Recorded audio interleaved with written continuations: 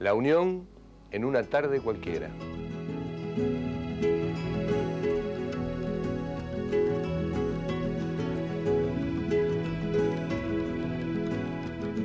Detrás de esas fachadas, debajo de esas calles, alrededor de esos árboles centenarios, se cruzó la historia de una simple villa con la historia de un país.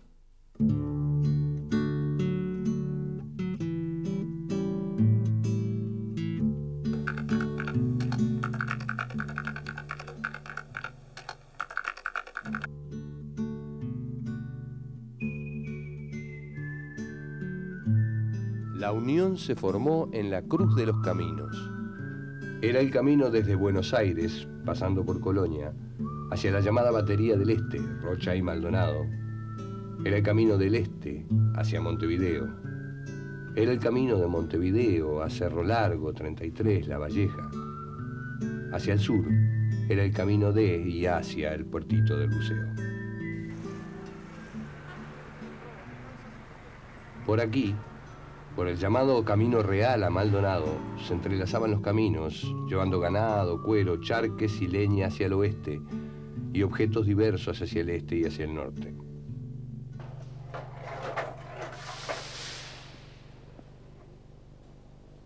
Cuando se trazan los ejidos y los propios de la ciudad en 1780, se forman los primeros afincamientos. Aquí, después de la línea de los propios que limitaba lo que pertenecía a la comunidad, se instalan los particulares y forman el humilde caserío del Cardal. Un collar de ranchos de adobe y techos de paja.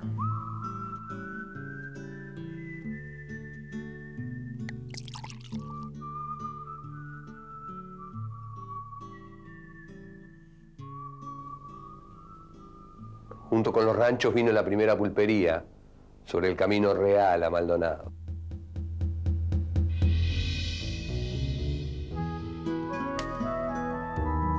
Las tierras vírgenes eran generosas. Los cardos crecían con tanto brío que tapaban a un hombre de a caballo.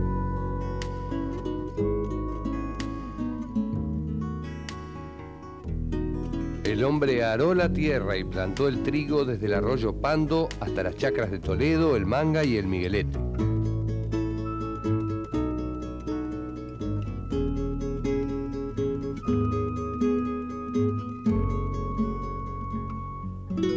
Se construyeron molinos de viento y de agua para moler el trigo y hacer el pan. Del primer molino de 1823 queda el dibujo que hicieron los viajeros. Luego vinieron los molinos del Galgo, en lo que hoy es Pan de Azúcar y Timoteo Aparicio, y el molino de la Llave.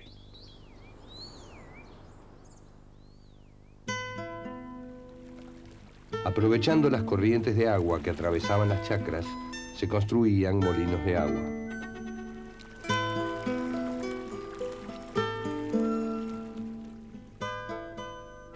Por el Camino Real, una carreta pequeña tirada por dos bueyes pasa con su tonel de agua para beber, girando una rueda hoy y otra mañana. La carreta, tirada por 2 o 3 yuntas de animales, lleva al cuarteador rumbo a San Fernando de Maldonado, al chacarero rumbo a Pando, al comerciante hacia Concepción de Minas, o hacia San Carlos, o a la lejana Nuestra Señora de los Remedios de Rocha.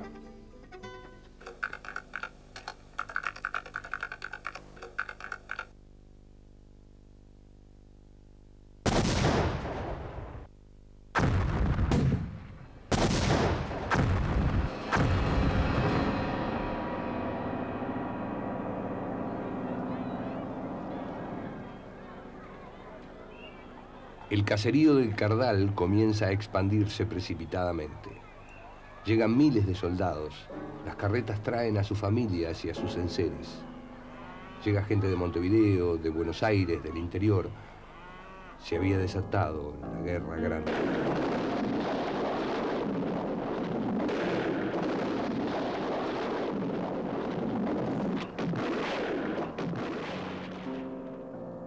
En 1843, Oribe sitia Montevideo y se instala con sus 16.000 hombres, donde se instalaban todos los que sitiaban la ciudad, el Cerrito de la Victoria.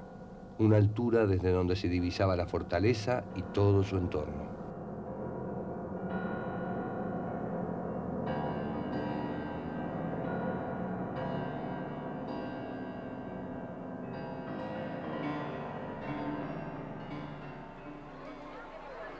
El Cardal, que hasta entonces solo tenía chacras, vacas lecheras, álamos y ombúes, crece vertiginosamente por las necesidades de la guerra.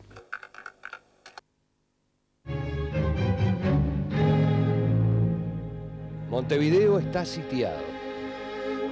Dentro de sus murallas, su puerto queda aislado. Las carnes y los cueros no pueden salir. Ni siquiera los piratas, que solían abastecerse en Montevideo de carne salada, la única que resistía a sus largas travesías, pueden aprovisionarse.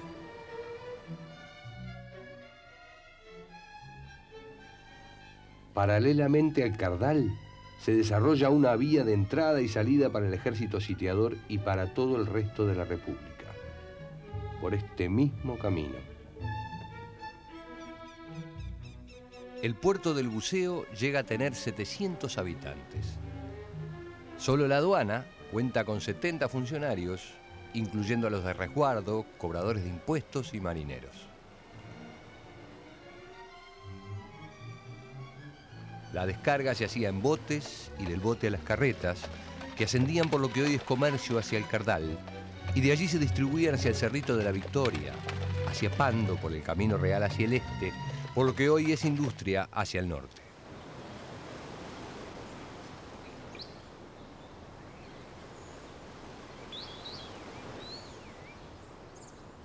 Junto a la costa se afincan hombres que se ganan la vida rescatando objetos perdidos en el fondo barroso del río. De ahí el nombre del lugar. Puerto de los Buzos. Puerto del Buceo.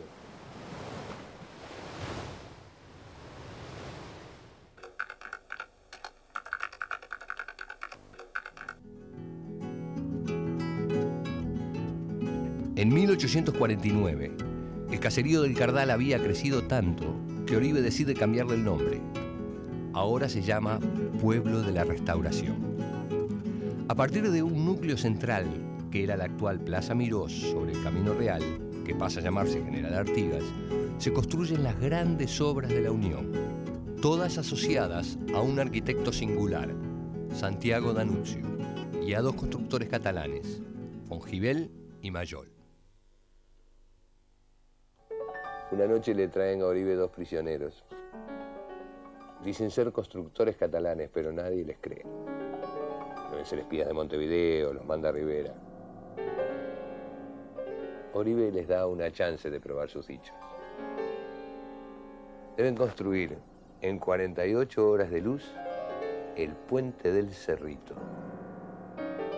Poco antes de que venza el plazo, Oribe pasa con su caballo por el puente recién construido.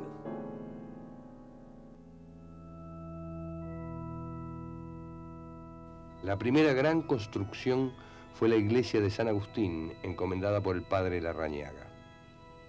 El cura Domingo Ereño dirige la obra, logra que los fieles donen todos los materiales. Y así viene piedra de Minas, caldes de Barriga Negra, arena de la costa de Buceo y Malvin, madera de todas partes. El ejército suministró a los obreros. Pero la obra que más entusiasmaba a Oribe, según lo reveló a quienes lo visitaban en su campamento del Cerrito, es la construcción de un seminario frente a la iglesia San Agustín, en lo que hoy es la planta inferior del Hospital Pasteur. D'Annunzio y los catalanes se esmeran en el trabajo. La historia de ese edificio acompaña, como ningún otro, el devenir de la villa con todas sus vicisitudes. Lo que sería un seminario, inmediatamente se convierte en el Colegio de Jurisprudencia o Colegio de Oribe, una universidad paralela a la que acababa de crearse dentro de las murallas de la capital sitiada.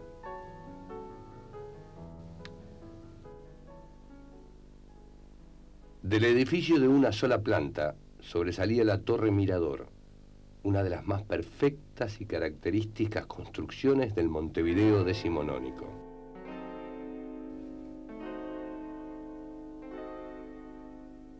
Este panorama cambiará radicalmente cuando finaliza la Guerra Grande con la paz del 8 de octubre de 1851.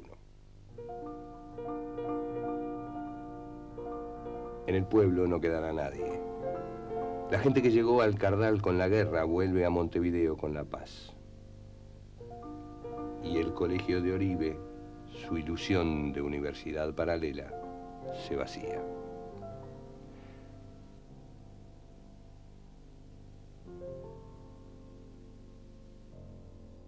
Todos los elementos de estudio, la biblioteca, los archivos, pasan a la Universidad Mayor en Montevideo.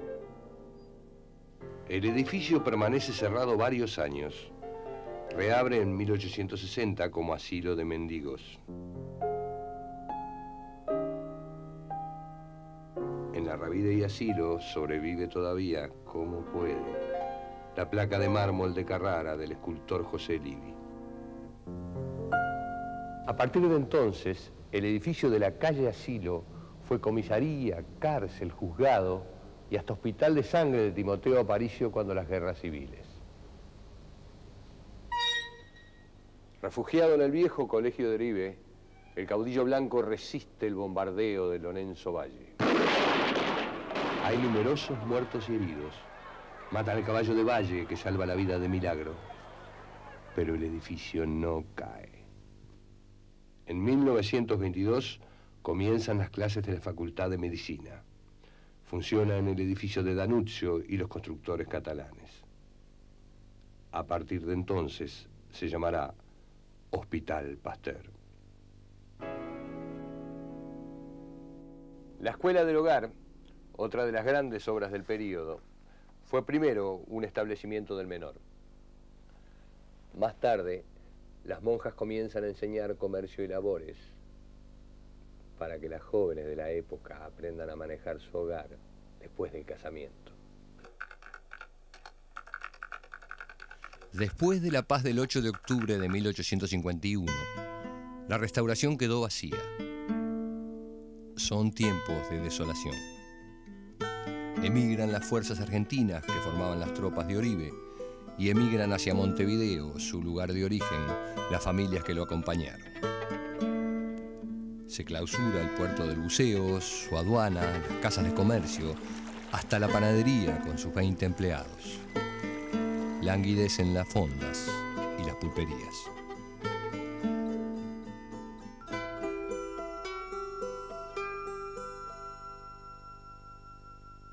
En noviembre de 1851, el presidente Joaquín Suárez firma un decreto por el cual el pueblo de la Restauración será en adelante la Villa de la Unión.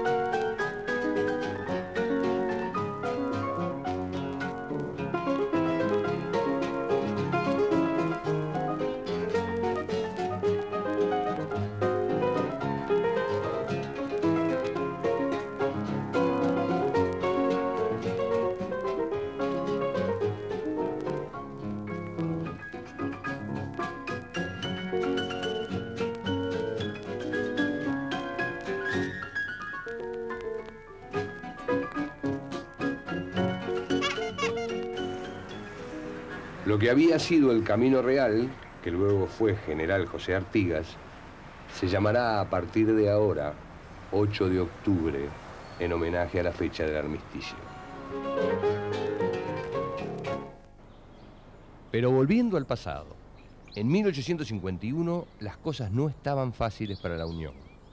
Los vecinos no se conformaron con el decaimiento del otrora movimentado y próspero pueblo de la Restauración.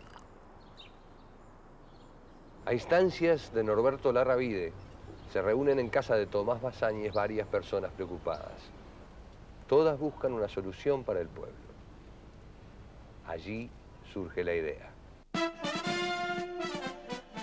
Hacer una sociedad por acciones para levantar la plaza de toros más espectacular de la República en el área que hoy delimitan las calles Pamplona, Purificación, Odense, Trípoli y Túnez, con acceso desde 8 de octubre por Lindoro Forteza.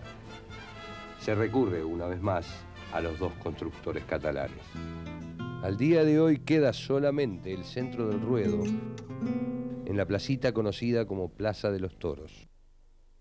De las construcciones accesorias resta la Casa de los Toreros, emplazada sobre la calle Avellaneda y Lindoro Forteza. Con la Plaza de los Toros la villa renació. Los toros se convirtieron en el programa preferido de los montevideanos, que todavía no se aficionaban a los baños de mar.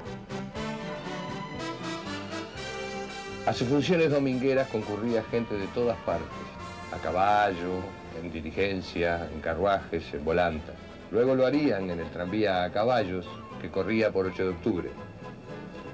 Después, a principios de siglo, llegaría en el tranvía eléctrico.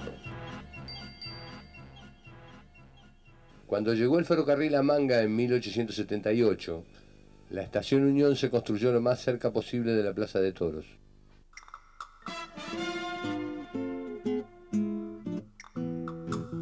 El torero Viñolo reina en Montevideo. Un muchacho común de la Unión que cuando niño se entrenaba haciéndole gambetas a la bicicleta de un amigo adornada con astas de toro. Su destino pendió de un hilo cuando la bicicleta se la dio sin quererlo y ensartó a Viñolo en el vientre. Tras permanecer desahuciado durante varios días, se restablece y se convierte en el mejor torero del país, la estrella de la ciudad.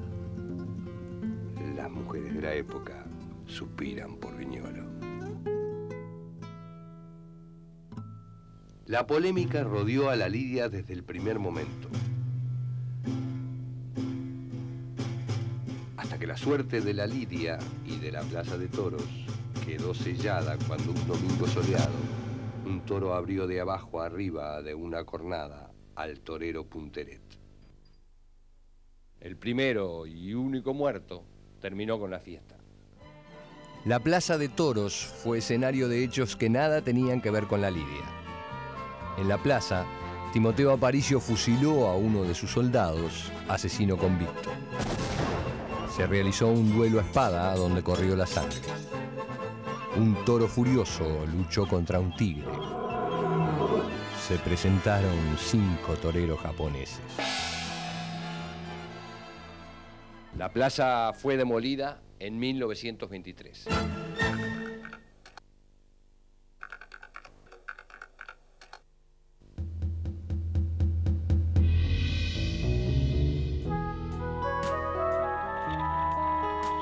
No fue solo con los toros que se intentó dinamizar al pueblo dormido por el fin de la Guerra Grande.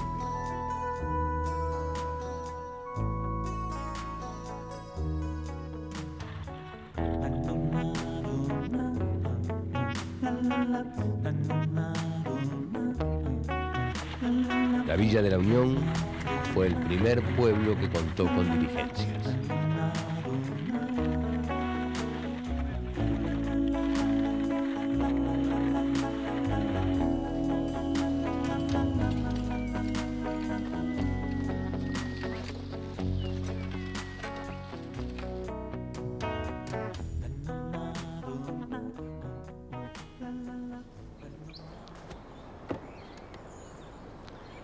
El 10 de mayo de 1853 se inicia el servicio.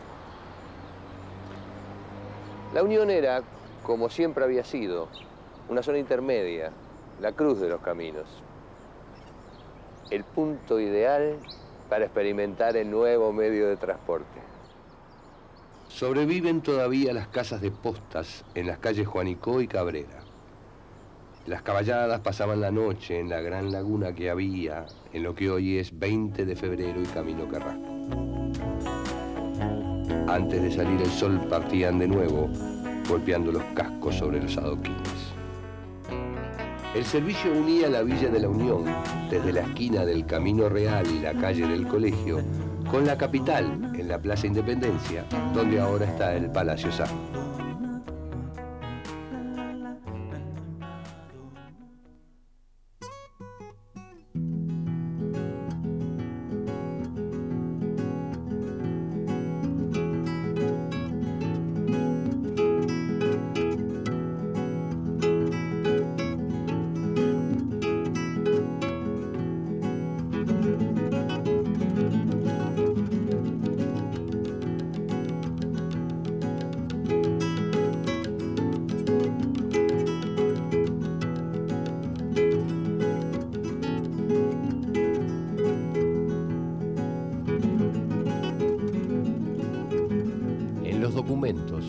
En las poesías de la Unión, siempre se hablaba de una tal La Giralda, la confitería donde se encontraban los enamorados.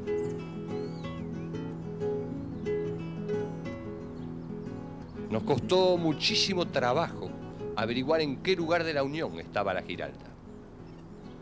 La buscamos por todas partes, en todos los rincones, y no aparecía. Hasta que un día entendimos lo que pasaba. La confitería La Giralda no estaba en la Unión como habíamos imaginado. Estaba en la Plaza Independencia, porque era el punto final de la ruta de la diligencia, el lugar donde se encontraban los enamorados. En el corazón de la gente, la ciudad era una sola, unida por el amor.